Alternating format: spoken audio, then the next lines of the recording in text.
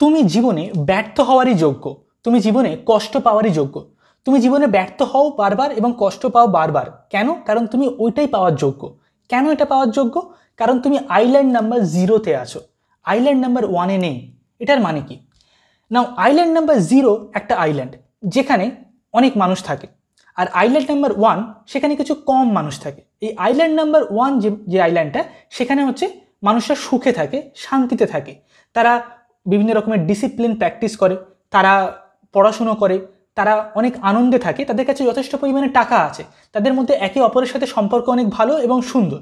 কিন্তু island number 0 এখানে যারা থাকে তারা একে অপরের সাথে তর্ক করে, ঝগড়া করে, মারামারি করে, তারা বিরক্ত হয়, তারা বিভিন্ন কুসংস্কারের মধ্যে পড়ে, তারা বিভিন্ন রকমভাবে বিভিন্ন সমস্যার মধ্যে থাকে, তারা জীবনে সবসময় অশান্তিতে থাকে, তারা কষ্টে থাকে, তারা যন্ত্রণার মধ্যে থাকে, বারবার তারা ব্যর্থ হয়। এই আইল্যান্ড নাম্বার 0-র মধ্যে তুমি আছো, এবং এই আইল্যান্ড নাম্বার 0 থেকে 1, এই 1-এ অনেক কম সংখ্যক মানুষ থাকে। এই দুটোর মাঝখানে একটা ব্রিজ আছে, একটা ছোট্ট ব্রিজ। নাও পৃথিবীর 70% মানুষ তারা এই আইল্যান্ড নাম্বার 0-র মধ্যে থাকে, এবং তারা এটা জানেও না যে অ্যাকচুয়ালি এরকম একটা ব্রিজ আছে, যে ব্রিজটার ওপারে একটা অন্য আইল্যান্ড আছে যেখানে মানুষটা সুখে থাকে, শান্তিতে থাকে, তারা সেখানে ভালো থাকে, আনন্দে থাকে, এবং সেখানকার জীবনযাত্রা আমাদের এখানকার জীবনযাত্রার থেকে অনেকটা উন্নত, এবং সেটা বাস্তবে সম্ভব, সেটা পরিবর্তনের মাধ্যমে সেটা করা সম্ভব। এটা হচ্ছে কি 70% মানুষ বিশ্বাসই করে না এবং তারা জানে না। এরপরে বাকি থাকে 20% মানুষ। সেই 20% মানুষ কী করে? এই ব্রিজটার উপরে যাওয়ার চেষ্টা করে, তারা সেটাকে আবিষ্কার করে খুঁজে খুঁজে আইল্যান্ডের মধ্যে, এবং তারা যেতে যেতে কেউ কেউ থাকে কি মাঝপথে কোথাও থেমে যায়, তারা দাঁড়িয়ে পড়ে, তারা আর পারে না যেতে।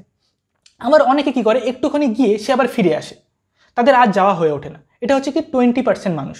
কিন্তু বাকি থাকে 10%, 70, 20 আর 10। এই 10% মানুষ কি তারা এই আইল্যান্ডের ওপারে চলে যায়।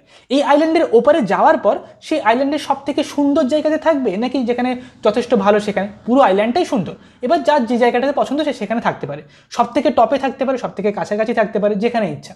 কিন্তু এই পারে যাওয়াটা অত্যন্ত বেশি গুরুত্বপূর্ণ। এটাকে আমরা নাম দিয়েছি কি the other side, the other side of life, অর্থাৎ আমাদের জীবনের অন্য দিকটা, যেখানে আমরা পৌঁছাতে চাই, যেখানে আমরা যেতে চাই, সেখানে আমরা কি করে যাব।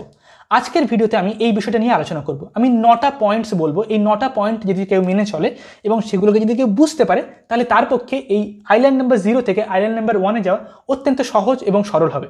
হ্যালো বন্ধুরা, আমার নাম হচ্ছে রুদ্র, আর তোমরা সবাই দেখছো the utopia Bangla. Point number 1 হচ্ছে কি মেন্টাল ইলিউশনস। মেন্টাল ইলিউশন মানে কি? অনেক সময় হয়তো আমরা নদীর ধারে, ছোটো একটা নদী আছে, নদীটা জাস্ট হেঁটে পার হওয়া যায়, কিছু পাথর আছে এবং ছোটোখাটো কিছু মানে জল আছে, এবং নদীর ধারে একটা কাঠের টুকরো পড়ে আছে। আমরা হেঁটে হেঁটে যাচ্ছি নদীর চর দিয়ে, এবং কিছুক্ষণ পরে দেখছি যে কাঠের টুকরোটা নড়াচড়া করতে করতে জলের মধ্যে নেমে গেল। তখন আমরা বুঝতে পারলাম ওটা কাঠের টুকরো নয়, ওটা কি? ওটা একটা কুমির ছিল। আচ্ছা, কখনো এরকম হয় কি যে সন্ধ্যাবেলা কোথাও একটা রাস্তার ধারে একটা দড়ি পড়ে আছে, আমরা দেখার পর দড়ি আছে, ঠিক আছে, দড়ি পড়ে আছে, কিছুক্ষণ পরে দেখি না ওটা একটা স্নেক বা একটা সাপ, বা অনেক সময় উল্টোটা হয়, কোথাও একটা সাপ আছে, একটা স্নেক আছে, আমরা কাছে যাচ্ছি তখন দেখছি ও না, একটা সাপ না, একটা ভ্রম ছিল, এটা একটা জাস্ট দড়ি পড়ে আছে, নর্মাল। অনেক সময় মনে হয় কি আমাদের পিছনে একটা ভূত দাঁড়িয়ে আছে, যে পিছনে তাকায় আচ্ছা ভূত নয়, এটা জামা কাপড় মেলা আছে বা অন্য একটা কোনো ফ্রিজ আছে, সেটাকে আমাদের ভূত মনে হচ্ছিল, এরকম না। এটাকে কি বলা হয়? Visual illusion. অর্থাৎ আমরা যখন চোখে দেখি যেটা আমাদের চোখে উঠে আসছে, সেটা প্রকৃত জিনিস নয়, সেটা আমাদের মনে একরকম প্রভাব ক্রিয়েট করছে, কিন্তু সেটা প্রকৃত নয়, এটা ছাড়া একটা অন্য জিনিস। কিছুক্ষণ পরে সেটা আমরা বুঝতে পারছি। এই যে ইলিউশন, এটা অনেক সময় মেন্টাল হয়, কগনিটিভ হয় বা সাইকোলজিক্যাল হয়, যেখানে আমাদের মনে হচ্ছে যে এই জিনিসটা ভালো, কিন্তু প্রকৃতপক্ষে সেটা ভালো নয়। কখনো মনে হচ্ছে এই জিনিসটা খারাপ, কিন্তু প্রকৃতপক্ষে সেটা অ্যাকচুয়ালি ভালো। আমাদের মনে হয় যে এই জিনিসটা অনেক কঠিন, অনেক জটিল, এবং এটা করতে অনেক ভয় লাগে। এই যে ব্রিজটা আছে, সেই ব্রিজের ওই পারে ওটার প্রতি আমাদের একটা ভয় আছে, কারণ এই যে ব্রিজটা, সেটা কি দিয়ে তৈরি?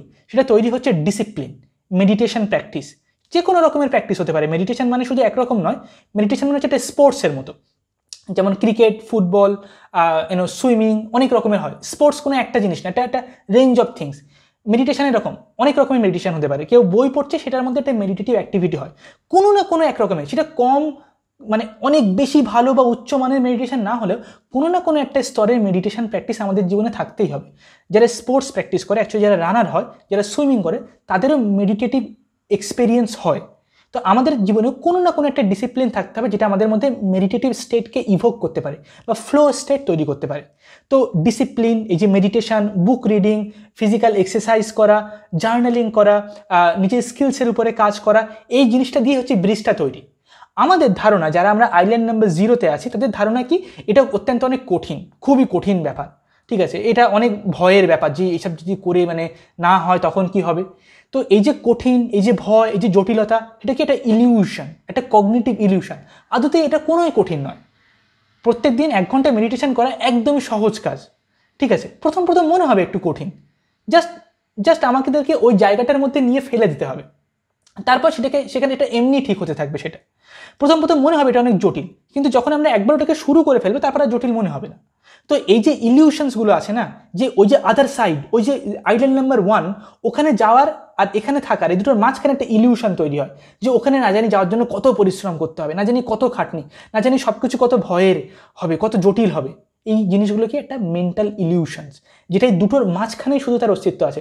যখন আমরা ওই পারে পৌঁছে যাবো আর পিছন দিকে ফিরে তাকাবো, তখন মনে হয় এটা একদম সহজ, একদম সহজ। আমরা ওইখান থেকে এখানে আসবো, আবার 5 জনকে সাহস জুগিয়ে, তাদেরকে শ্রদ্ধা দিয়ে, তাদেরকে সম্মান, তাদেরকে হাত ধরে ধরে আমরা ব্রিজ থেকে যেন ওপরে নিয়ে যেতে পারি।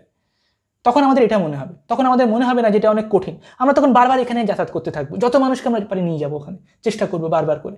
কিন্তু যেতে তো তাকেই হবে না, আমরা তাই হাত ধরে রেখে চেষ্টা করতে পারি। যদি সে নিজে না যেতে চায় তাহলে কেউ কিচ্ছু করতে পারবে না। তো আমাদেরকে কি নিজের মধ্যে থাকে যে ভয়টা, এটাকে ভাঙতে হবে। এই ভয়টাকে একটা কগনিটিভ ইলিউশন, ঠিক যেমন ওই যে একটা কাঠের গুঁড়ি যেটা অ্যাকচুয়ালি ক্রোকোডাইল ছিল, একটা কোনো দড়ি দেখে যেটাকে অ্যাকচুয়ালি আমরা সাপ মনে করেছিলাম, একটা ইলিউশন, ঠিক এটা হচ্ছে সেরকম। ওই ভয়টা থেকে বেরিয়ে আসতে হবে। এটাই হচ্ছে কি আমাদের সর্বশ্রেষ্ঠ শিক্ষা। প্রথম হচ্ছে পয়েন্ট হচ্ছে এটা। 2 নম্বর পয়েন্ট হচ্ছে কি, we are always addicted to illusions. এই যে ইলিউশন না, এই যেটা ভুল ধারণা, আমরা সবসময় এটার প্রতি অ্যাডিক্টেড হয়ে থাকি। এই ইলিউশনটা সবসময় দুটো জিনিসের মাঝখানে তার অস্তিত্ব থাকে না। ইলিউশন কত রকমের হতে পারে, ধরা যাক ফর এক্সাম্পল আমি একটা কোনো বই পড়লাম, ঠিক আছে, বইটা আমি একটা কোনো একটা সিনেমা দেখলাম, সিনেমা দেখার পর কি আমার মনে হলো সিনেমাটা খুব সুন্দর, কিন্তু আরেকটু যদি ভালো হতো তাহলে সিনেমাটা একদম বেস্ট, একদম পারফেক্ট হতে পারতো। এই সিনেমাটা অন্য একটা বই থেকে অ্যাডপ্ট করে তৈরি করা হয়েছে, তো আমি যদি বইটা পড়ি, বইটা নিশ্চয়ই তার মানে পারফেক্ট হবে না। যখন আমি বইটা পড়লাম তখন আমি দেখলাম যে এই বইটা আরোই ফালতু, সিনেমাটার থেকে অ্যাকচুয়ালি আরও খারাপ। না, এই যে প্রথম যখন সিনেমাটা দেখলাম যে আরেকটু হলে একদম পারফেক্ট হয়ে যাবে, সেই যে সিনেমাটা দেখছি আর তারপর সেটা আমাকে একটা বইয়ের দিকে নিয়ে যাচ্ছে, এই দুটোর মাঝখানে যে ইলিউশনটা ছিল। যখন আমি বইটা পড়ছি তখন আবার একটা ফেলিওর, যখন আমি সিনেমাটা দেখেছিলাম একটু একটু ক্রাইসিস অফ দ্য পারফেকশনের জাস্ট ঠিক আগে। আর পারফেকশনটা কোথায় ছিল, এই দুটোর মাঝখানে। তো আমরা সবসময় একটা ফেলিওর থেকে আর একটা ফেলিওরের মাঝখানে মুভ করি, আর তার দুটোর মাঝখানে কি থাকে, ইলিউশন। একটা উদাহরণ দেওয়া যায়, হয়তো আমি কলেজে যাচ্ছি, ইউনিভার্সিটিতে যাচ্ছি পড়াশোনা করতে, বা কোনো কোচিং সেন্টারে যাচ্ছি, বা কোনো ফ্যামিলি গ্যাদারিংসে, সেখানে গেলাম, গিয়ে দেখছি সেখানে একজন দাঁড়িয়ে আছে, একটা খুব সুন্দর ছেলে, একটা সুন্দর মেয়ে দাঁড়িয়ে আছে, ওকে নাও, যে খুব বিউটিফুল নাও, তাকে আমি পুরো দেখতে পাচ্ছি না, জাস্ট তার মুখের একটা অ্যাঙ্গেল দেখতে পাচ্ছি, ও তার কথার অংশটা শুনতে পাচ্ছি। তারপর মনে হলো হ্যাঁ, দ্যাট ইজ মাই সোলমেট, একদম পারফেক্ট, একদম আমার জন্য একদম সব থেকে বেস্ট, সব থেকে সুন্দর, এর থেকে ভালো আর কেউ হতেই পারে না, ঠিক আছে। এত সুন্দর কথা বলে, এত সুন্দরভাবে পোশাক পরে আছে, এত সুন্দর তার বিহেভিয়ার, এত সুন্দরভাবে হাসছে, তার কণ্ঠস্বর, সব কিছু। তারপর যত আমি তার কাছে যেতে থাকবো, যত তার সাথে পরিচয় হলো, কথাবার্তা বললাম, যত থেকে জানতে থাকবো, তত মনে হবে না, এটা ঠিক নয়। তো ইলিউশনটা কখন আসে, একটা জায়গা থেকে আরেকটা জায়গার দিকে যখন আমরা দেখছি, তার মাঝখানে সবসময় অস্তিত্ব থাকে। পারফেক্ট বলে কোনো জিনিস হয় না, কোনো জিনিস একদম অ্যাবসলিউট বলে হয় না। তো ইলিউশন কি, সেই পারফেকশনটাকে তুলে ধরে। তো আমরা সবসময় কি সেই পারফেকশনের মধ্যে পড়ে যাই, সেই অ্যাডিকশনের মধ্যে পড়ে যাই, অ্যাডিকশন অফ ইলিউশন। এই ইলিউশন দু রকমের, একটা হচ্ছে কি ফেয়ার, ভয়, যে আদার সাইড আছে সেখানে যাওয়ার প্রতি একটা ভয়। আর একটা হচ্ছে সেকেন্ড জিনিস কি, আমরা এই ব্রিজটা দিয়ে যাবো কেন, এটা একদম পারফেক্ট হতে হবে। ওই যে আদার সাইড, ওখানেও নিশ্চয়ই কোনো একটা ভুল আছে, ঠিক আছে, একদম পারফেক্ট হলে তখনই আমরা যাব। ব্রিজ নিজে বানাবো এবার আমি, ঠিক আছে, আমাকে অন্য কারোর থেকে কিছু শেখার দরকার নেই, আমাকে বই পড়া মেডিটেশনের দরকার নেই, আমি একাই সব করে নেবো। একটা ইউটিউব ভিডিও বানাবো যখন সেটা একদম পারফেক্ট হবে। স্কুলে বা কলেজের জন্য আমরা কখন একটা সেমিনার বা একটা অর্গানাইজেশনে গিয়ে পারফর্ম করব, একটা কবিতা আবৃত্তি করবো, যখন সেটা একদম পারফেক্ট হবে। আমার ছেলে পরীক্ষাতে 70% পেয়েছে, তো পরের বার তাকে কত পেতে হবে, 90%, একদম ক্লাসে প্রথম 3 জনের মধ্যে হতে হবে, একদম বেস্ট হতে হবে। এই যে ইলিউশনটা, এরকম কখনো মানে এটা একটা ইলিউশন, এটা একটা কগনিটিভ ইলিউশন। আইদার সেই ইলিউশনটা ফেয়ার হয় আর নাহলে পারফেকশনের হয়। এই ইলিউশনটা কখন এক্সিস্ট করে, দুটো ইলিউশন, যখন হচ্ছে কি আমরা একটা দিক থেকে অন্য দিককে পারসিভ করি, যখন আমরা একটা জায়গায় দাঁড়িয়ে অন্য একটা জায়গাকে দেখার চেষ্টা করি।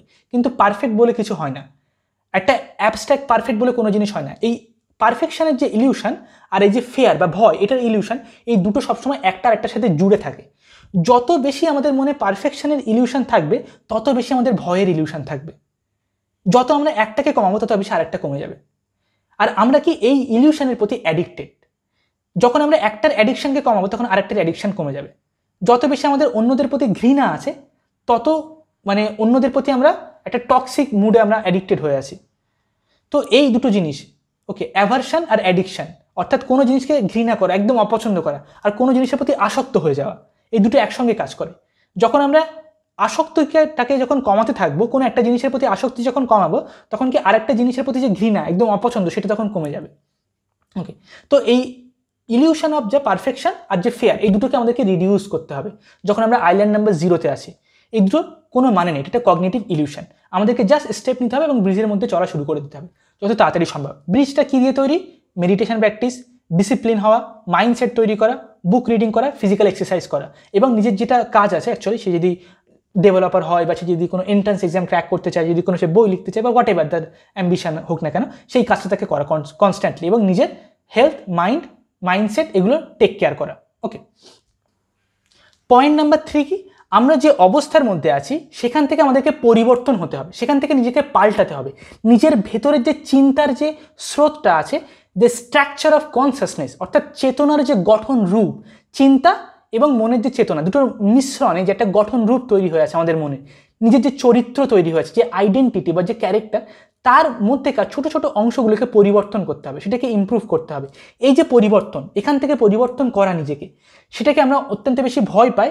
এবং সেই যে পরিবর্তন, যখন আমরা সেটা করতে শুরু করব, সেখানে যে পরিশ্রমটা করতে হবে, যে হার্ডওয়ার্কটা দিতে হবে, সেটা থেকে নিজেকে বাঁচানোর জন্য, যেন আমাদের হার্ডওয়ার্ক না করতে, আমরা একটা সহজ পথ বেছে নিতে চাই। জাস্ট সেখান থেকে বাঁচানোর জন্য আমরা যতটা এই জায়গাটাকে ধরে রাখার চেষ্টা করি, সেখানে অ্যাকচুয়ালি আমরা অনেক বেশি পরিশ্রম করি।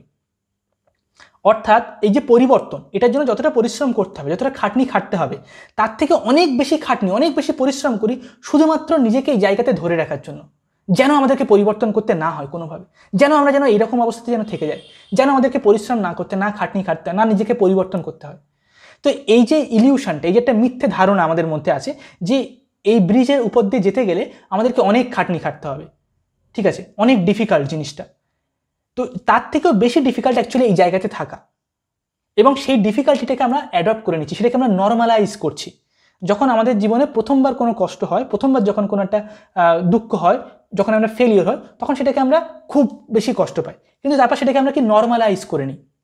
ওকে, এটা একটা খুব সুন্দর একটা লাইন আছে, দ্য গ্রেট গ্যাটসবি বলে একটা বই আছে, এফ স্কট ফিটজেরাল্ডের লেখা, যেখানে তিনি বলেছেন, মানে first we experience a sense of loss, and then in post adulthood we experience the very loss of the sense of loss. অর্থাৎ কি, প্রথমে আমরা যখন এক্সপেরিয়েন্স করি একটা সেন্স অফ লস, আমাদের মধ্যে থেকে কিছু একটা জিনিস, একটা অংশ যেন হারিয়ে গেছে, তারপর ধীরে ধীরে কি, এই যে একটা সেন্স, এই যে একটা হারিয়ে যাওয়া, একটা না পাওয়ার যে একটা সেন্স, সেই সেন্সটাকে আমরা হারিয়ে ফেলি, যার ফলে কি আমাদের কিছু মনেই হয় না। আমাদের জীবন ভালো হলেও ঠিক আছে, খারাপ হলেও ঠিক আছে, মানে অনেক দুঃখ কষ্টে আছি, ঠিক আছে, শরীর খারাপ থাকলেও ঠিক আছে, হচ্ছে না, হবে না, ঠিক আছে, সব চলছে আর কি, ঠিক আছে। আবার অত পরিশ্রম, অত ডিসিপ্লিন, এত মাইন্ডসেট, এক্সারসাইজ এত করার কি দরকার, ঠিক আছে। এই যে ধরে রাখা, নিজেকে একটা জায়গার মধ্যে আবদ্ধ করে রাখা, একটা বদ্ধমূল করে রাখা, সেখান থেকে বার হওয়ার জন্য কি করতে হবে? ওই পরিশ্রমটা, ওই খাটনিটা খাটতে হবে। তার থেকে বেশি খাটনি আমরা জাস্ট এটাকে ধরে রাখার জন্য করছি। তো এই ভুল ধারণা যেন আমাদের মধ্যে না থাকে যে আমরা খাটনি খাটতে পারবো না, বা আমাদের কাছে সেই পরিশ্রম করার ক্ষমতা নেই, আছে, জাস্ট আমরা সেটাকে ওই ভুল জায়গাতে থাকার জন্য সেটাকে আমরা বারবার করে ব্যবহার করছি, জাস্ট ওখান থেকে বেরোতে হবে। নাও পয়েন্ট নাম্বার 4 হচ্ছে কি, the question of true life, যেটা অ্যাকচুয়ালি কি দ্য আদার সাইড, ওই যে অন্য দিক, ওই যে আইল্যান্ড নাম্বার 1, সেটা যদি সত্যি একটা ট্রু লাইফ, একটা প্রকৃত জীবন, একটা ভালো জীবন, একটা সুন্দর জীবন, তার যদি অস্তিত্ব না থাকে, তাহলে এত এডুকেশন, এত ইনস্টিটিউট, মানে এই সব কিছুর কোনো মানে নেই।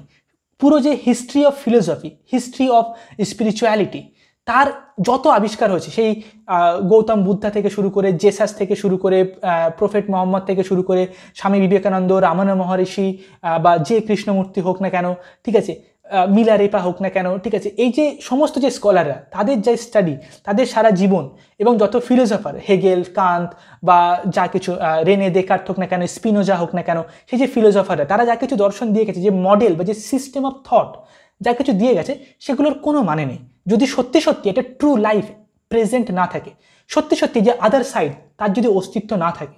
তার অস্তিত্ব আছে, 10 মিনিটও সময় ইনভেস্ট করা উচিত নয় যদি সেই আদার সাইডের অস্তিত্ব না থাকে এই দর্শন আধ্যাত্মিকতাতে। তো true life is not absent, it is present. সত্যিই সেই ট্রু লাইফের অস্তিত্ব আছে এবং অনেক মানুষ সেটাকে আবিষ্কার করেছে যারা অ্যাকচুয়ালি এখানে ছিল। যখন আমরা জন্ম হই আমরা সবাই এই আইল্যান্ড নাম্বার 0-তে জন্ম হই, কেউই আইল্যান্ড নাম্বার 1-এ জন্ম হয় না। হতে পারে কেউ আইল্যান্ড নাম্বার 0-র একদম যে ব্রিজটা আছে তার কাছাকাছি জন্ম হয়, হতে পারে সেই ব্রিজের উপরে একদম গেটের সামনে জন্ম হচ্ছে, কিন্তু কেউ এখানে জন্ম হয় না। প্রত্যেককে তার নিজের লাইফ তৈরি করতে হয়, প্রত্যেককে নিজে থেকে এই ব্রিজের উপর দিয়ে গিয়ে সে আদার সাইডটাকে অ্যাচিভ করতে হবে। তো আজকে যদি এখানে 100 জন থাকে, 5 বছর পর এই 100 জনের মধ্যে থেকে 5 জন 7 জন উঠে আসবে যে আদার সাইডে পৌঁছাবে, কিন্তু সেই 5 জনের মধ্যে নিজের নামটাকে লেখাতে হবে। এবং সেটা কখন সম্ভব? যদি আমরা এটাকে বিশ্বাস করি যে আদার সাইড এক্সিস্ট করে, এই আইল্যান্ড নাম্বার 1 এক্সিস্ট করে, তার অস্তিত্ব আছে। এবং যারা এটা বলছে তার অস্তিত্ব আছে বা যারা সেখানে পৌঁছে গেছে তাদের বায়োগ্রাফি পড়তে হবে, তাদের থেকে ইন্সপিরেশন নিতে হবে, তারা অ্যাকচুয়ালি কী করেছে সেটা জানতে হবে বা জানার চেষ্টা করতে হবে। আর অ্যাটলিস্ট যারা এই পথে চলছে তাদের থেকে ইন্সপিরেশন নিতে হবে যদি তাদেরকে অনেক বেশি দূরে মনে হয়, যদি তাদের সাথে আমরা নিজেকে রিলেট করতে না পারি। হতে পারে যদি গৌতম বুদ্ধের সাথে নিজেকে রিলেট করে অনেক বেশি একটা আকাশ কুসুম কল্পনার মতো মনে হবে, বাবা বুদ্ধা যেটা করেছে সেটা পড়ে আমি নিজের লাইফে অ্যাপ্লাই করবো, এটা হয় কখনো? তার থেকে ভালো কি আমি একটা সেকেন্ডারি স্কলারকে বেছে নিতে পারি, যার লেখা, যে হয়তো নর্মাল একটা ইউনিভার্সিটি প্রফেসর, সে হয়তো বুদ্ধার উপরে রিসার্চ করেছে, সে তার মানে বুদ্ধার যে প্রিন্সিপাল সেগুলোকে তার নিজের লাইফে অ্যাপ্লাই করেছে, বা সে হয়তো হেগেলের উপরে রিসার্চ করেছে এবং তারগুলো সেই হেগেলের প্রিন্সিপালসগুলোকে নিজের লাইফে অ্যাপ্লাই করেছে। তো তার থেকে আমরা ইন্সপিরেশন নিতে পারি, অনেক বেশি রিলেটেবল মনে হবে আমরা। ইউটিউবে অনেক ভিডিওস ভর্তি আছে, অনেক কোর্সেস আছে, অনেক সহজ বই আছে, বাংলাতেও এখন ট্রান্সলেট হচ্ছে। জাস্ট আমাদের ইচ্ছার দরকার শুধুমাত্র। যদি আজ থেকে 20 বছর আগে হতো তখন খাটনিটা অনেক বেশি ছিল, কিন্তু আজকের দিনে সব কিছু এত বেশি অ্যাভেলেবেল, সমস্ত ডেটা, সমস্ত মাইন্ডসেট, সমস্ত টেকনিক সব কিছু ইউটিউবে, এবং কিছু অনলাইন কোর্সেস আছে প্রচুর যেখানে সব কিছু অ্যাভেলেবেল, কিছু বুকস আছে যেখানে সব কিছু অ্যাভেলেবেল। জাস্ট আমাদের মধ্যে যদি একটু ইচ্ছা থাকে, জাস্ট আমরা আদার সাইডে পৌঁছাতে পারবো। আমাদের মধ্যে সবার প্রথমে দরকার কি? বিশ্বাস যে আদার সাইড এক্সিস্ট করে। পয়েন্ট নাম্বার 5 কি? পয়েন্ট নাম্বার 5 হচ্ছে এটা যে এই আদার সাইডে পৌঁছানোর জন্য আমাদেরকে একটা 3 মডেল সিস্টেম ফলো করতে হবে। ঠিক আছে, এই যে ব্রিজটা, সেই ব্রিজটা অ্যাকচুয়ালি 3টে জিনিস দিয়ে তৈরি। কিভাবে তৈরি? একটা হচ্ছে কি, সবার প্রথমে যেটা আমাদের দরকার হচ্ছে পারপাসফুল লিভিং, অর্থাৎ জীবনে বেঁচে থাকার জন্য একটা পারপাস। সেকেন্ড, সেটা আমাদের কি দরকার? একটা সিস্টেম। সিস্টেম মানে হচ্ছে সকালে ঘুম থেকে উঠে রাত্রে ঘুমাতে যাওয়া পর্যন্ত আমরা যা যা কাজ করি সেই সব কিছুকে মিলে হচ্ছে কি সিস্টেম। সমস্ত যে হ্যাবিটস, অ্যাকশনস, ডিসিশন, সেগুলো হচ্ছে সিস্টেম। আর 3 নম্বর যেটা হচ্ছে কি মেন্টাল মডেল, অর্থাৎ যেখানে আমাদের কি বায়াসেস, আমাদের যে কুসংস্কার, যে মাইন্ডসেট, বিভিন্ন রকমের মানসিক ধারণা, বিভিন্ন রকমের বিশ্বাস, বিভিন্ন রকমের মতামত, সেগুলো হচ্ছে কি মাইন্ডসেট। এই যে কুসংস্কারগুলো, সেই যে একটা ভুলভাল বিশ্বাস, অনেক ভুল ধারণা আমাদের মনের মধ্যে গার্বেজের মতো ভর্তি হয়ে আছে। ঠিক আছে, তো এই যে 3টে জিনিস, পারপাস, সিস্টেম আর মডেল অফ রিয়েলিটি বা মাইন্ডসেট, এই 3টে জিনিসকে আমাদেরকে মাস্টার করতে হবে ব্রিজের আদার সাইডে যাওয়ার জন্য, ওই আদার সাইডে পৌঁছানোর জন্য। পয়েন্ট নাম্বার 6 হচ্ছে কি পারপাস অফ লাইফ। এই যে পারপাস অফ লাইফ, এটার মানে কি? আমাদের জীবনটা কনস্ট্যান্টলি ডিসইন্টিগ্রেট হচ্ছে, অর্থাৎ আমরা প্রত্যেক মুহূর্তে ধীরে ধীরে মৃত্যুর দিকে এগোচ্ছি, আমাদের জীবনটা ধীরে ধীরে ক্ষয় পাচ্ছে। যদি আমরা সব কিছু আমাদের উপরেই ইনভেস্ট করি, অর্থাৎ মানে ইনভেস্ট করা মানে কি একটা লং টার্ম ইনভেস্টমেন্ট নয়, ইনভেস্ট করা মানে এখানে বলা হচ্ছে কি কনজামশন, সব কিছু নিজের সুখ নিয়ে সবসময় বিবেচনা করা, যে আমি ভালো খাবো, ভালো জামা কাপড় পরবো, সুখে থাকবো, আমার মানে একটা বস্তুগত যে সুখ। কারণ আমাদের শরীর সবসময় কি ডিসইন্টিগ্রেট হচ্ছে, ধীরে ধীরে আমরা বৃদ্ধ হতে থাকছি। সব কিছু যদি সেখানে ইনভেস্ট করি তাহলে কি যখন বয়স হবে প্রথমে আমরা বুঝতে পারবো না, প্রথমে অনেক ভালো লাগবে, তারপর ধীরে ধীরে যখন বয়স হতে থাকবে তখন দেখবো কি আমাদের জীবনটাও শেষ হচ্ছে, আর যা কিছু আমরা এখানে দিয়েছি সেটাও মিলিয়ে যাচ্ছে, সেই মূল্যবোধগুলো আর থাকছে না। তাহলে আমরা কি একটা ডবল ডেথ এক্সপিরিয়েন্স করবো। তার থেকে বেশি ভালো কি আমাদের জীবনের অস্তিত্বের থেকে অনেক বেশি মূল্যবান কোনো একটা জিনিসকে খুঁজে বার করতে হবে, যেটা হচ্ছে কি পারপাস আমাদের লাইফে। তারপর আমাদের জীবনটাকে তার জন্য উৎসর্গ করতে হবে। সেটা হতে পারে কি এডুকেশন, হতে পারে ওম্যান এম্পাওয়ারমেন্ট, হতে পারে ইকুয়ালিটি, হতে পারে নলেজ, হতে পারে ট্রুথ, হতে পারে সোশ্যাল ইমপ্রুভমেন্ট, যে কোনো জিনিস হতে পারে। ঠিক আছে, বিউটি, মিনিং, স্পিরিচুয়ালিটি, কনসাসনেস, যে কোনো একটা পারপাস খুঁজে বার করতে হবে। তারপর সেই পারপাসের জন্য আমাদের এই পুরো লাইফটা যেটা আমাদের ধীরে ধীরে মিলিয়ে যাচ্ছে, সেটাকে, সেই জিনিসটা এমনি তো মিলিয়ে যাবে, জাস্ট সেটাকে তার জন্য কন্ট্রিবিউট করে দেওয়া। যখন আমরা কন্ট্রিবিউট করে দেবো, সেই পারপাসটা যখন খুঁজে পেয়ে যাব, তখন কি এই মিলিয়ে যাচ্ছে যেটা যেটা ডিসইন্টিগ্রেট হচ্ছে, সেটা একটা অর্থ পাবে, একটা মিনিং পাবে বেঁচে থাকার। তার মিলিয়ে যাওয়াটা অর্থহীন হয়ে যাবে না, তখন তার মৃত্যুটাই অ্যাকচুয়ালি অর্থপূর্ণ মৃত্যু হবে। তখন তার মধ্যে একটা সুখ, একটা নতুন রূপের একটা আনন্দ আবিষ্কার করতে পারবো। এটা হচ্ছে কি পারপাস। যদি পারপাস সম্পর্কে তোমরা আরও বেশি ডিটেলসে জানতে চাও, তাহলে নিচে ডেসক্রিপশনে আমি একটা লিঙ্ক শেয়ার করবো, সেখানে আমাদের চ্যানেলে পারপাস নিয়ে একটা পুরো একটা সম্পূর্ণ ভিডিও আছে, তোমরা সেটা চেক আউট করে দেখতে পারো, সেটা খুব সুন্দর ভিডিও। এরপরে আমাদের পয়েন্ট নাম্বার 7 কি? আমাদের পয়েন্ট নাম্বার 7 হচ্ছে কি system of life. System of life মানে সোজা কথায় বললে হ্যাবিটস। আমাদের জীবনের প্রত্যেক দিন 40% হচ্ছে কি আমরা আউট অফ হ্যাবিট করি, আমরা সিদ্ধান্ত নিই না। অর্থাৎ সারা দিনে 24 ঘন্টার মধ্যে 40% অ্যাকশন বা কাজ আমরা যা কিছু করি, যা কিছু কথা বলি, যা কিছু চিন্তা করি, সেগুলো কি অটোমেটিক হতে থাকে।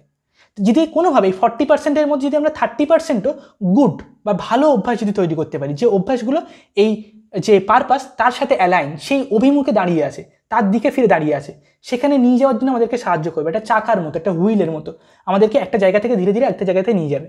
তাহলে কত সুন্দর হতে পারে। প্রত্যেক দিন 30% কাজ আমার পারপাসের দিকে নিজেকে একটু একটু করে এগিয়ে নিয়ে যাচ্ছে। তো সেই হ্যাবিটটাই হচ্ছে কি সিস্টেম অফ লাইফ। এবং বাকি যে আমাদের 40% ছাড়া বাকি যে কাজগুলো থাকে, সেটা আমরা কি আউট অফ ডিসিশন নিই। ডিসিশন নেওয়ার ক্ষমতা সুনির্দিষ্ট, সব কিছু আমরা প্রত্যেক দিন ডিসিশন নিতে পারবো না। সেই জন্য সব কিছু আমাদের যে চিন্তা করার যে ক্ষমতা, সেটা নির্দিষ্ট আমাদের প্রত্যেকদিন একটা কোটা আছে। আই থিঙ্ক 70,000 মতো চিন্তা আমাদের প্রত্যেক দিন আর কি হতে পারে, ঠিক আছে, ম্যাক্সিমাম। তো সেই যে চিন্তাগুলো, সেই থটসগুলোকে আমাদেরকে কনস্ট্রাকটিভ কাজের জন্য ব্যবহার করতে হবে। যদি মোবাইল ফোনে রিলস দেখে, আলতু ফালতু নিউজ পেপার পড়ে, অন্যান্য মানে অপ্রয়োজনীয় কাজ করে যদি আমরা সেগুলোকে টাইমটাকে যদি নষ্ট করে ফেলি, সেই চিন্তাগুলোকে যদি নষ্ট করে ফেলি, তাহলে আমরা কি সঠিক ডিসিশন নেওয়ার সময় আমাদের মনটা ফ্যাটিগ হয়ে যাবে, এনার্জি থাকবে না, তখন আমরা সঠিক সিদ্ধান্ত নিতে পারবো না।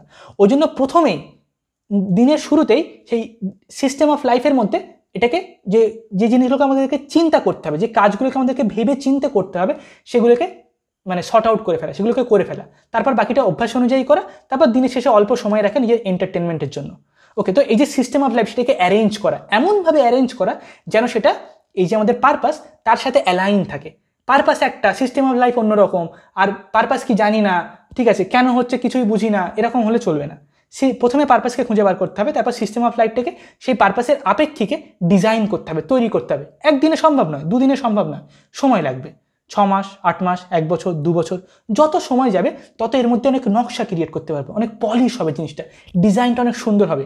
অনেক রকমের সমস্যা আসবে, প্রথম 2-3 মাসে এক ধরনের সমস্যা আসবে, তারপর যখন 8-10 মাস, 1 বছর হয়ে যাবে, তখন কিছু অন্য রকমের সমস্যা আসবে, যখন 2 বছর 3 বছর হয়ে যাবে, তখন আরেক ধরনের সমস্যা আসবে।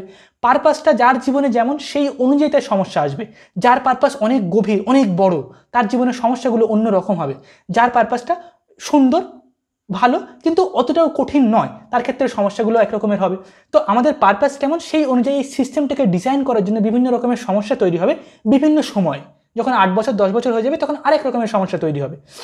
তো এই জিনিসগুলোর প্রতি আমাদেরকে হ্যাবিচুয়েট হতে হবে। যখন আমরা একবার এই পথটাকে বেছে নেব, তখন আর সেই সমস্যাগুলো মানে আমাদের সামনে আসবে, আমরা একটা করে সমাধান করবো, আবার একটা সামনে আসবে, আবার একটা সমাধান করবো, তখন সেটা অটোমেটিক্যালি সলভ হতে থাকবে। তখন আমাদেরকে আর অনেক বেশি খাটনি খাটতে হচ্ছে এরকম মনে হবে না। শুধুমাত্র প্রথম ফেজটাতেই আমাদের এটা মনে হয় যে অনেক পরিশ্রম, অনেক খাটনি, কিন্তু এটা একদম মিথ্যা কথা। অনেক পরিশ্রম নয়, এটা একদম সহজ এবং অত্যন্ত সরল। জাস্ট আমাদেরকে প্রত্যেক দিন শো আপ করতে হবে, জাস্ট আমাদেরকে প্রত্যেক দিন একবার করে এই জিনিসগুলোর মধ্যে নিজেকে ঠেলে দিতে হবে।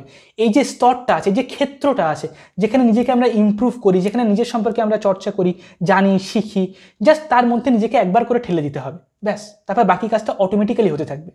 এবং এর পরের যে পয়েন্টটা আমাদের, সেটা কি মাইন্ডসেট, অর্থাৎ মডেল অফ রিয়েলিটি। আমাদের মনে বিভিন্ন রকমের ধারণা আছে, কিন্তু সেই ধারণা, সেই বিশ্বাস যতক্ষণ না পরিবর্তন হবে, যতই আমরা পারপাস খোঁজার চেষ্টা করি, যতই আমরা সিস্টেমকে ডিজাইন করার চেষ্টা করি, কোনোভাবে সেই সব কিছু কাজ করবে না। এই 3টে জিনিসের মধ্যে সবথেকে বেশি গুরুত্বপূর্ণ যদি কোনো একটা থাকে, সেটা হচ্ছে মাইন্ডসেট। কেন? কারণ যদি মাইন্ডসেট না থাকে, তাহলে পারপাসকে সে খুঁজেই পাবে না কোনোদিনও। মাইন্ডসেট হচ্ছে এটা যে আমার পারপাসটাকে জানতে হবে এবং সেটাকে এক্সিকিউট করতে হবে। যদি আমি সেটা জেনেও ফেলি, তাহলে মাইন্ডসেট থেকে আমাকে সিস্টেমটাকে ডিজাইন করতে হবে। মাইন্ডসেট যদি না থাকে যে আমি একটা ভালো জীবন কাটাতে চাই, মাইন্ডসেট যদি না থাকে যে আমি এই পার থেকে আমি আদার সাইড, সেই যে অন্য আইল্যান্ড আছে, সেখানে আমি পৌঁছাতে চাই, যদি এই মাইন্ডসেটটা না থাকে, তাহলে সে কোনো দিনই সেটা করতে পারবে না। তার চোখের সামনে দিয়ে ঘটনা ঘটে যাবে, অন্যরা হয়ে যাবে, অনেক তথ্য উঠে আসবে, কিন্তু সেগুলো জাস্ট অন্ধের মতো আমরা পড়ে থাকবো, আমরা সেগুলোকে দেখতেই পাবো না।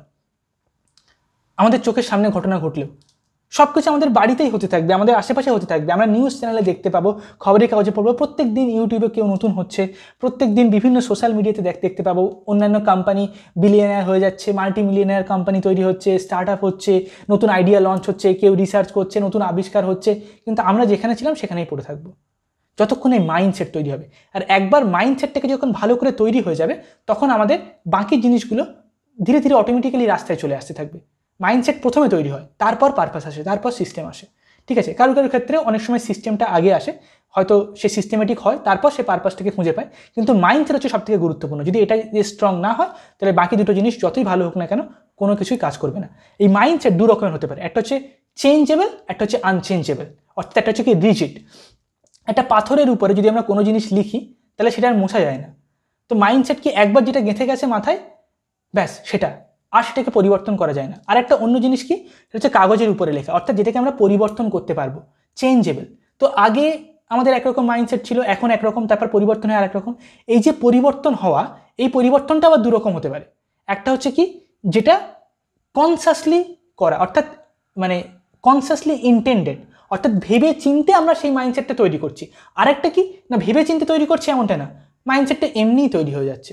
রাস্তার ধারে অনেক ডাস্টবিন থাকে না, যে যাচ্ছে খাবার খেয়ে প্যাকেটটা ওখানে ফেলে দিল, এটা কেউ কলা খেয়ে কলার খোসাটা ওখানে ফেলে দিল, ঠিক আছে, চা কিছু সবাই ওখানে ফেলে দিচ্ছে। আমাদের মাইন্ডটা হচ্ছে ঠিক ওরকম গার্বেজের মতো, যে যা বলছে আমরা সেটা মেনে নিচ্ছি। পাড়ার একটা বন্ধু বলে দিল ওই ডাক্তারের ওষুধ খেয়ে একদম তুই সুস্থ হয়ে যাবি, ঠিক আছে, বা কেউ একটা বলে দিল ওই বিজনেসটা কর, ওখানে টাকা লাগিয়ে দে, জাস্ট 1 বছরের মধ্যে তুই কোটিপতি হয়ে যাবি, বা কোনো একটা এই সরকারি চাকরিটা একবার পেলে না লাইফ সেট পুরো, ঠিক আছে, যে যা বলছে আমরা সেটা বিশ্বাস করে নিচ্ছি।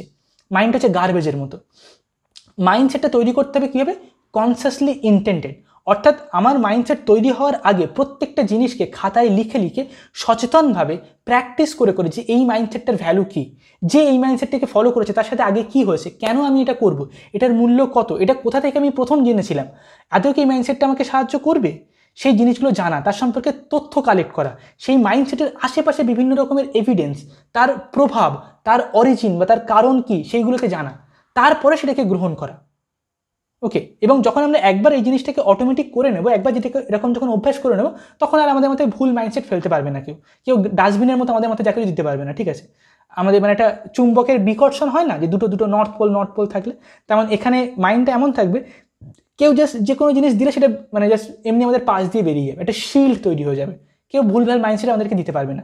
আর যখন ভালো মাইন্ডসেট আমাদের আশেপাশে আমরা দেখবো আমাদের মানুষজনদের মধ্যে, অটোমেটিক্যালি আমাদের মধ্যে ট্যাক ট্যাক করে একদম পুরো অ্যাট্রাক্ট হয়ে চলে আসবে এবং সেটা মাল্টিপ্লাই হতে থাকবে এবং তৈরি হতে থাকবে। তো এই মাইন্ডসেট হচ্ছে অত্যন্ত বেশি গুরুত্বপূর্ণ। তাহলে কি, রিজিড মাইন্ডসেট হলেও চলবে না, আবার চেঞ্জেবল আর আনচেঞ্জেবল, মানে দু রকমের চেঞ্জ, একটা ইন্টেন্ডেড একটা নন ইন্টেন্ডেড। তাহলে আমাদের কি ইন্টেন্ডেড চেঞ্জ মাইন্ডসেট দরকার। সেই ইন্টেন্ডেড চেঞ্জ মাইন্ডসেট কী করে তৈরি হবে, সব থেকে বেস্ট উপায় হচ্ছে বই পড়া, আর হচ্ছে কি অনলাইন কোর্স করা বা এডুকেশনাল কন্টেন্ট কনজিউম করা। যত বেশি এডুকেশনাল কন্টেন্ট আমরা কনজিউম করব, সেই সম্পর্কে নোটস বানাবো, যত বেশি আমরা বই পড়বো, বায়োগ্রাফিস পড়বো, তত বেশি আমাদের সেই মাইন্ডসেটটা স্ট্রং হতে থাকবে, তত বেশি আমাদের তৈরি হতে থাকবে। ওকে, লাস্ট পয়েন্ট নাম্বার 9 কি, লাস্ট পয়েন্ট হচ্ছে, এটা হচ্ছে আমাদের সমাজে 2 রকমের জিনিস থাকে। একটা হচ্ছে কি, যে তার খাদ্য নিজেই তৈরি করে, উৎপাদন করে। আরেকজন হচ্ছে কি প্যারাসাইটের মতো। প্যারাসাইট মানে হচ্ছে কি, যে নিজে তার খাদ্য উৎপাদন করার ক্ষমতা থাকে না, কিন্তু অন্যের থেকে সে কনজিউম করে নেয়। অনেক গাছ থাকে না, গাছের উপরে একটা অন্য রকমের প্রাণী, একটা লতানো গাছ জন্ম হয়েছে। এবার লতানো গাছ বা অন্য কোনো যে প্রাণীটা জন্ম হয়েছে, সে মানে তার নিজের খাদ্য তৈরি করার ক্ষমতা তার নেই। সে কি করে, ওই গাছ থেকে নিয়ে কনজিউম করে সে বেঁচে থাকে। না, আমাদের সমাজে এরকম 2 রকমের থাকে, একটা হচ্ছে সিম্বায়োট আর প্যারাসাইট, অর্থাৎ যে নিজে সব কিছু ক্রিয়েট করে, যার মধ্যে ক্রিয়েটিভিটি আছে, আর একটা কি, যে অন্যের উপর নির্ভরশীল। না, এই দুটো জিনিসই ভালো। প্যারাসাইট মানে যে সেটা খারাপ এমনটা নয়, ঠিক আছে? অর্থাৎ একজন মানুষ থাকে যে হচ্ছে ওয়েলথ ক্রিয়েট করে, যে নতুন একটা অন্টারপ্রেনিউরিয়াল আইডিয়া, নতুন একটা বিজনেস আইডিয়া, নতুন একটা বই লেখা, নতুন একটা সিনেমা তৈরি করা, নতুন একটা ক্রিয়েটিভিটি তৈরি করা, একটা সোশ্যাল মুভমেন্ট তৈরি করা, যে কোনো জিনিস সে ক্রিয়েট করে। আর একটা হচ্ছে কি, যে মানে যে নিজে ক্রিয়েট করে না, কিন্তু অন্য যারা ক্রিয়েট করছে তাদের থেকে কনজিউম করে সে বেঁচে থাকে। না, যদি এই প্যারাসাইটের সংখ্যা বেশি হয়ে যায় এবং এই ক্রিয়েট করছে যে আর কি ক্রিয়েটিভিটি, যেটা তার যদি পরিমাণ যদি কম হয়ে যায়, তাহলে সেটা তখন ডিসব্যালেন্স হয়ে যায়। অর্থাৎ কি, একজন সবসময় থাকে জ্ঞানী মানুষ, আর একজন থাকে ইগনোরেন্ট। না, ওই ইগনোরেন্টের সংখ্যা যদি বেশি হয়ে যায় আর জ্ঞানের সংখ্যা যদি কম হয়ে যায়, জ্ঞানী মানুষের সংখ্যা, তাহলে তখন সমাজ হচ্ছে অরাজকতায় ভর্তি হয়ে যায়। কিন্তু সমাজে সবসময় দুই ধরনের মানুষই থাকতে হবে, কারণ জ্ঞানী মানুষের জন্য এটা অনেক বেশি হেলদি, তার জ্ঞান চর্চা করার জন্য এটা অনেক ভালো। যদি কয়েকজন মানুষ মানে প্যারাসাইট থাকে যারা ওয়েলথ ক্রিয়েট করে, তাদের জন্য এটা অনেক বেশি ভালো যদি কতগুলো মানুষ তাদের ওয়েলথকে কেউ কনজিউম করে। একটা গাছ, তার মধ্যে যদি কতগুলো প্যারাসাইট থাকে যে কনজিউম করে, সেটা ওই গাছের যে হেলথ, তার যে গ্রোথ, তার জন্য সেটা অনেক বেশি হেলদি। কিন্তু সেটা সংখ্যা, তার পরিমাণ, তার মাত্রা, তার পরিমাণের উপর নির্ভর করছে। যদি সেই মাত্রার পরিমাণটা একটা লিমিটকে ক্রস করে যায়, তখন সেটা দুজনের জন্যই আনহেলদি। সেই গাছটার জন্যও আনহেলদি, আবার সেই প্যারাসাইটটার জন্য আনহেলদি। অর্থাৎ আমাদেরকে এরকম সম্পর্ক তৈরি করতে হবে এমন একটা, যেখানে আমরা জ্ঞানের সাথে যারা মানে জ্ঞানের পথে আছে বা যারা ইগনোরেন্ট আছে, তারা যে শিখছে, লার্নিং প্রসেস, তাদের মধ্যে যেন একটা কম্বিনেশন, একটা যেন ভালো একটা হেলদি, একটা ফ্রেন্ডলি রিলেশন তৈরি হয়। যে ওয়েলথ ক্রিয়েট করতে চাইছে, যার মধ্যে ক্রিয়েটিভিটি আছে, যে ওয়েলথকে কনজিউম করতে চাইছে কোনো একটা জব বা আদার থিংসের মধ্যে, তাদের মধ্যে যেন একটা ভালো সম্পর্ক তৈরি হয়। এই দুটো জিনিসের মধ্যে যদি ব্যালেন্স না থাকে, তাহলে আমাদের সমাজ মানে ভেঙে পড়বে। তো আমাদেরকে সিদ্ধান্ত নিতে হবে যে আমরা জীবনে ঠিক কী হতে চাই। আমরা কি প্যারাসাইটের মতো বেঁচে থাকতে চাই, নাকি হচ্ছে আমরা একটা সিম্বায়োট, মানে আমরা একটা ক্রিয়েটিভ মানুষের মতো বেঁচে থাকতে চাই। আজকের দিনে সমাজটা এমন একটা পরিস্থিতিতে আছে যেখানে ক্রিয়েটিভিটি এটাকে অনেক বেশি প্রমোট করা হচ্ছে এবং যেটা অনেক বেশি হেলদি, এবং আমাদের সমাজের যে পোটেনশিয়ালটা সেটা অনেক বেড়ে গেছে ইন্টারনেট এবং অন্যান্য আবিষ্কারের জন্য। অর্থাৎ আগেকার দিনে কি ছিল, অনেক বেশি প্যারাসাইট ছিল, ক্রিয়েটিভিটি অনেক কম ছিল। কিন্তু এখন যদি অনেক বেশি ক্রিয়েটিভ মানুষ আসে, তাহলে তার জন্য কোনো ক্ষতি হবে না, বা অনেক কম ক্ষতি হবে, মানে প্রায় অলমোস্ট নেই ক্ষতি হওয়া। কারণ সমাজের সেই অপরচুনিটিগুলো বেড়ে গেছে। তো আমাদেরকে সিদ্ধান্ত নিতে হবে, যদি সেই অবস্থাতে যদি আমরা প্যারাসাইট হয়ে থাকতে চাই, তাহলে কিন্তু সেটা আমাদের জন্য অত্যন্ত বেশি ক্ষতিকারক। তো আমাদেরকে সিদ্ধান্ত নিতে হবে যে আমরা জীবনটা ঠিক কীভাবে কাটাতে চাই। প্যারাসাইট হওয়া মানে কিন্তু কোনো খারাপ জিনিস নয়। আমি আবার বলছি, যদি আমরা অন্যদের থেকে কনজিউম করে বেঁচে থাকি, সেটা কিন্তু একদমই খারাপ নয়। এটা অ্যাকচুয়ালি আমাদের জন্য এবং তার জন্য হেলদি। কিন্তু এটা আমাদেরকে কি সচেতনভাবে ডিসিশন নিতে হবে যে আমাদের জীবনের পারপাসটা কী, আমাদের সিস্টেম অফ লাইফটা কী হবে, আমাদের মাইন্ডসেটটা কী হবে, আমরা কীভাবে বেঁচে থাকতে চাই। অন্যদের উপর নির্ভরশীল হয়ে, অন্য কোনো একটা বড় ইনস্টিটিউট, একটা বড় একটা সিস্টেম, তার একটা অংশ হয়ে, যেমন একটা যদি কোম্পানি থাকে, তার মধ্যে যদি আমি একটা এমপ্লয় হয়ে কাজ করি, তাহলে কি তার মানে সেটা খারাপ নয়। বরঞ্চ আমাকে এতটাই ভালোভাবে কাজ করতে হবে যেন আমি যদি এই সিস্টেম থেকে বেরিয়ে আসি, পুরো সিস্টেমটা যেন কোল্যাপস হয়ে যায়, কারণ আমার কন্ট্রিবিউশন এতটাই ভালো হতে হবে। তো আমি যেন আমার জায়গাতে সেফ থাকি, যেন আমি যেন বেটার জিনিস যেন কন্ট্রিবিউট করতে পারি। যদি কেউ নিজে সেই ক্রিয়েটিভ না হতে পারে, তাহলে সেই যে ক্রিয়েটিভ হচ্ছে তার যে সিস্টেম, তাকে সে সাহায্য করতে পারে। প্যারাসাইট হচ্ছে হেলদি প্যারাসাইট হয়ে সিম্পলি, তাকে যেন সে কন্ট্রিবিউট করতে পারে। যদি আমরা নিজেরা কিছু ক্রিয়েট করি, তাহলে আমাদের আশেপাশে তাদের থেকে ইন্সপিরেশন নেওয়া, তাদের থেকে সাহায্য নেওয়া, যারা অ্যাকচুয়ালি আমাদেরকে সাহায্য করার জন্য বসে আছে, যারা আমাদেরকে সাহায্য করার মাধ্যমে তারা নিজেদের অস্তিত্ব বা নিজেদের যে পারপাস সেটাকে তারা খুঁজে পাবে, তাদের সাথে সম্পর্ক তৈরি করে। এই সম্পর্কের মাধ্যমে একটা সিস্টেম বা একটা সোসাইটি দাঁড়িয়ে থাকে। আর আমাদের জীবনটা এরকম অনেকগুলো সম্পর্কের মাধ্যমেই তৈরি হয়। আমাদের বায়োগ্রাফিটাও এই সম্পর্কের মাধ্যমেই লিখতে থাকি। আশা করি বন্ধুরা তোমাদের আজকের ভিডিওটা অনেক বেশি ভালো লেগেছে। তো যদি তোমাদের কিছু বলার থাকে বা কোনো প্রশ্ন থাকে, তাহলে তোমরা কমেন্ট সেকশনে সেটা লিখে জানাতে পারো। আজকের জন্য এতটুকুই, পরের ভিডিওতে আবার দেখা হবে। Thank you so much. চলো টাটা।